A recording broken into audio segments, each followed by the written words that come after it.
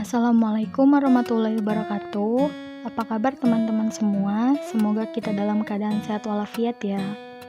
Kali ini saya akan menjelaskan apa itu regresi sederhana, mulai dari definisi, manfaat, syarat, hingga langkah-langkah menggunakan SPSS.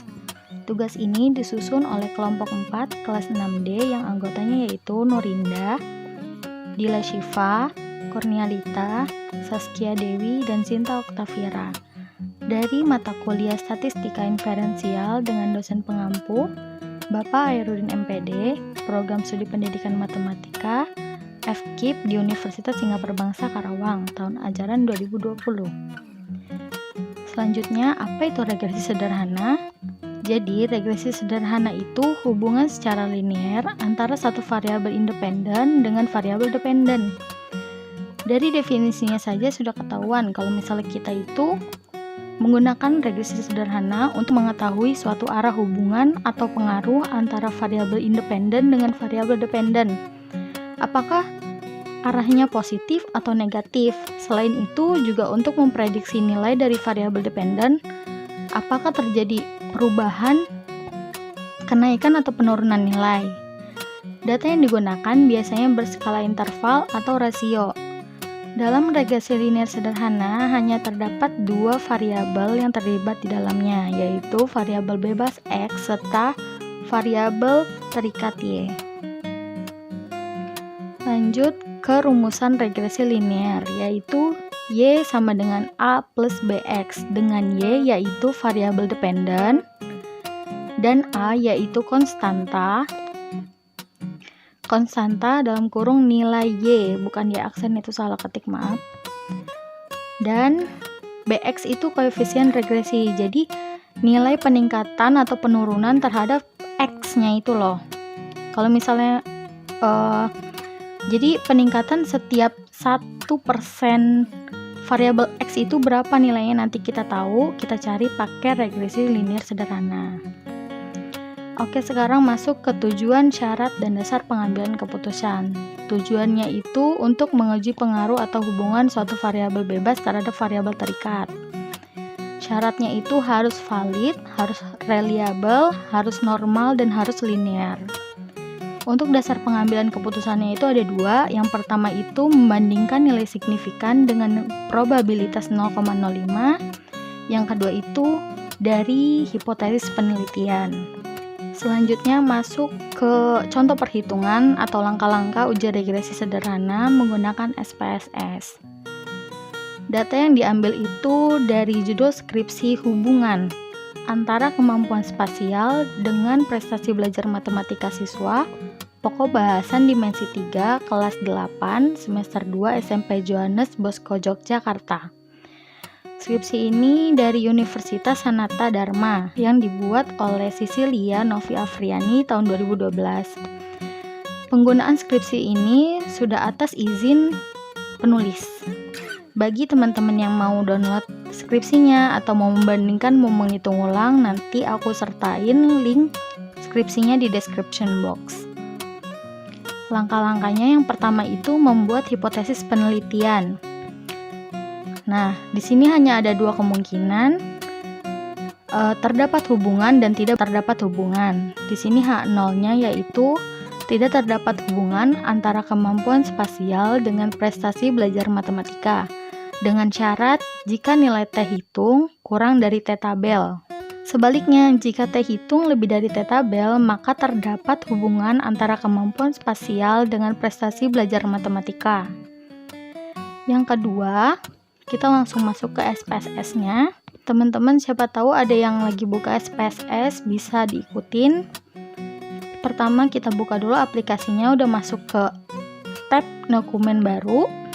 Kita klik variable view yang ada di bagian bawah kiri. Nah, ikutin format yang ini. Beri nama X untuk kemampuan spasial dan Y untuk prestasi matematika. Nah, desimalnya itu diisi 2 karena bilangannya itu nggak bulat semua. Terus measure-nya diganti ke kategori ordinal. Boleh kalian kasih label kemampuan spasial sama prestasi matematika, cuman kalau enggak juga nggak apa-apa. Next, kita pindah ke tab Data View. Kita isikan hasil tes kemampuan spasial pada kolom X dan prestasi belajar pada kolom Y. Sampai N yang ditentukan, karena ini N-nya ada 107, jadi nggak mungkin aku masukin semuanya, aku masukin sebagiannya aja. Kalau udah dimasukin sesuai dengan kategorinya, sesuai kolomnya, kita udah tinggal klik Analyze,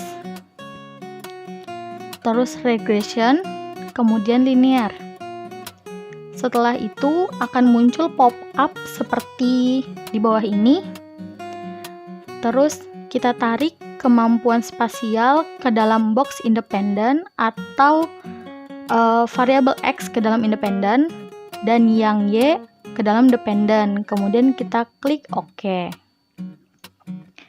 Nah, di sini kita masuk ke langkah membaca output. Jadi terdapat 4 output yang dihasilkan. Output yang pertama itu menjelaskan tentang variabel yang dimasukkan serta metode yang digunakan. Dalam hal ini, variabel yang dimasukkan adalah variabel trust sebagai variabel independen dan variabel partisipasi sebagai variabel dependen. Dan metode yang digunakan adalah metode enter. Kemudian output yang kedua menjelaskan besar nilai korelasi atau hubungan R yaitu sebesar 0,083. Dari output tersebut diperoleh koefisien determinasi R² sebesar 0,007 yang mengandung pengertian bahwa pengaruh variabel bebas terhadap variabel terikat adalah sebesar 0,7%.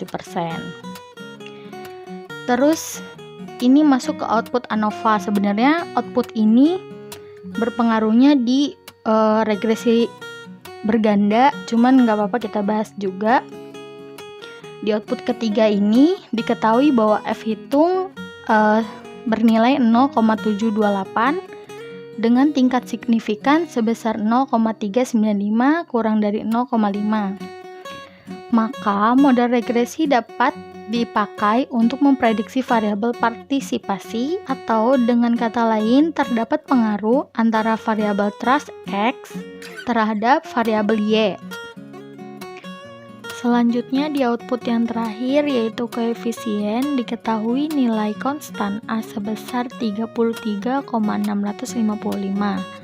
sedangkan nilai trust B sebesar 0,182, sehingga persamaan regresinya diperoleh dari rumusan regresi sederhana yaitu Y sama dengan A plus BX, Y sama dengan 33,655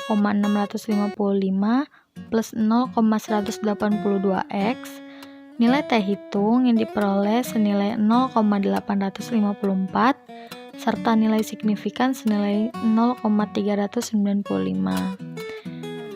Angka 33,655 atau nilai konstan A mengandung arti bahwa itu merupakan nilai koefisien variabel partisipasi.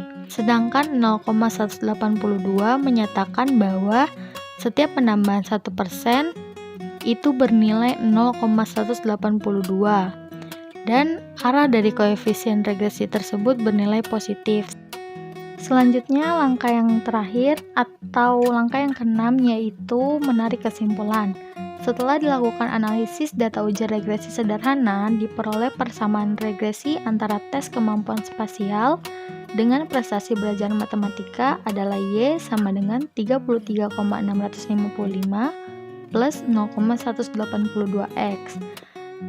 Nah, berdasarkan nilai signifikasi pada tabel koefisien sebesar 0,395 yang lebih besar dari probabilitasnya yaitu 0,05, artinya tidak terdapat hubungan antara tes kemampuan spasial dengan prestasi belajar matematika.